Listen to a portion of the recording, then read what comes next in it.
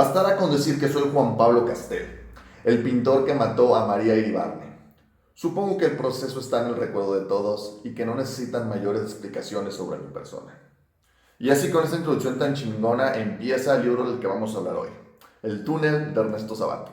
¿Qué tal? Bienvenido a este canal La Taberna Subjetiva y hoy vamos a hablar, como ya te mencioné, del libro del túnel de Ernesto Sabato.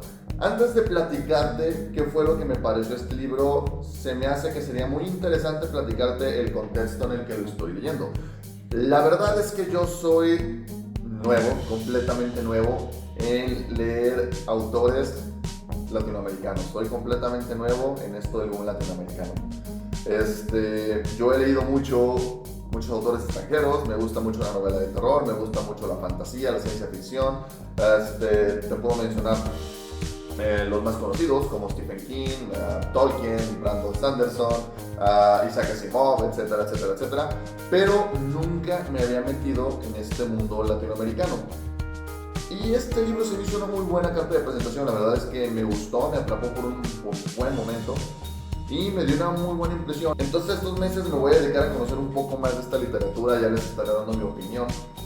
Pero bueno, sin más preámbulos, vamos a hablar de El túnel. Y bien, tal como nos narra el primer párrafo del libro, el cual ya te leí en la introducción del video, el libro nos habla de la historia de Juan Pablo Castel, que de inmediato se nos presenta como la persona que mató a María Iribarne, y a lo largo del libro nos está explicando sus razones de cómo ocurrió este proceso de desconocer completamente a la persona hasta llegar al punto en que la quiso matar. Juan Pablo Castel es un artista de Argentina que se le podría considerar una persona completamente asocial, siempre está pensando en los peores escenarios posibles, siempre está sobrepensando demasiado las cosas, le da vueltas y vueltas y vueltas tratando de explicarse a él mismo. Es una persona que no tiene amigos, no tiene familiares, no tiene una pareja, de hecho ahonda mucho en esto, y que se enfoca demasiado en sobreexplicar los detalles y encontrándoles necesariamente una justificación. Y bien, podría platicarte un poco más de cómo se desarrolla la historia en los primeros capítulos, pero la verdad es que siento que se está ganando un poquito la sorpresa. Creo que vale la pena que lo leas por ti mismo y te vayas enterando, entonces mejor te platico qué fue lo que me pareció. Y bien, me gusta mucho esta introspectiva que hace el personaje a sí mismo. Estás consciente en cada momento de qué es lo que está pensando y el porqué de sus acciones. Te mete mucho en su cabeza, en cómo él mismo se va por las ramas. Te voy a dar un ejemplo que no tiene que ver con la historia del libro para no hacerte un spoiler.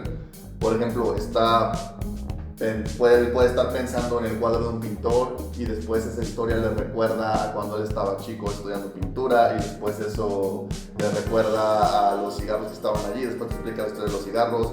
Repito, esto no pasa en el libro, es un ejemplo para que te des una idea de cómo él mismo se va yendo por las ramas. Algo muy interesante de este libro es que la historia nos la está contando el mismo Juan Pablo Castel, que ya dijimos que tiende a sobrepensar un chingo las cosas, tiende a buscar explicaciones donde no las hay, fijándose al más mínimo detalle. Es una persona apática, es una persona antisocial, es una persona que no está muy bien de la cabeza. Entonces, probablemente la historia que él nos está contando no sea lo que en realidad estaba pasando. Nosotros solo tenemos su punto de vista, lo cual lo hace sumamente interesante, porque habrá que conocer el punto de vista de los demás personajes que transcurren en la trama para ver si en realidad las cosas fueron como esta persona las está contando, o si él mismo, bajo este constructo de estar sobrepensando todo, forzó ese enfoque. Es algo que me parece sumamente interesante de esta historia. Ahora, el final del libro se nos canta desde el principio. Tal él se presenta como el asesino de María Iribarne, sabes que el final va a ser que mató a María Iribarne. Ahora, lo interesante es todo lo que pasó en medio, todo lo que le llevó a tomar estas decisiones, y eso lo maneja muy bien. Te puedes sentir no identificado, pero sí puedes entender las razones que esta persona tenía. No estoy diciendo que sean correctas o no, simplemente que conoces perfectamente por qué esta persona está haciendo lo que está haciendo y cómo se siente en cada momento de la historia. Ahora, el libro me gustó, aunque si te soy sincero esperaba un poquito más. Tal vez esto se debe al bagaje de lectura que yo llevo. Yo esperaba algo diferente, quizás. Yo esperaba algo así como: te voy a platicar este super plan enrevesado que estuve estructurando durante mucho tiempo para poder lograr este asesinato, todo lo que tuve que hacer, pero no va en ese enfoque.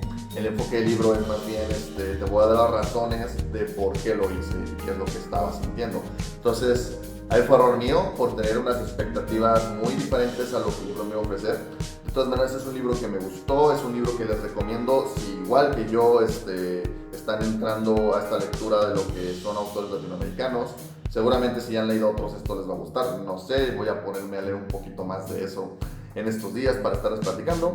Definitivamente lo recomiendo. No le voy a dar una calificación, no me gusta ponerle calificaciones a las cosas, pero sí, definitivamente un libro muy interesante, muy recomendable. Habrá que leer los otros dos que conforman esta trilogía de Ernesto Sabato para ver pues qué más nos ofrece, ¿no? Y bueno, sin más que agregar, te doy las gracias por haber llegado hasta aquí. Espero que te hayas pasado bien leyendo esta reseña. Espero que esto te ayude a decidir si leer el libro o no leerlo. Yo te recomiendo que leas una checadita. Te agradecería que te suscribieras al canal, que me dejaras un like, que le dieras a la campanita y todas esas cosas que te dicen los youtubers que hagan. Me despido, este ha sido un episodio más de La Taberna Subjetiva y nos vemos en la que sigue.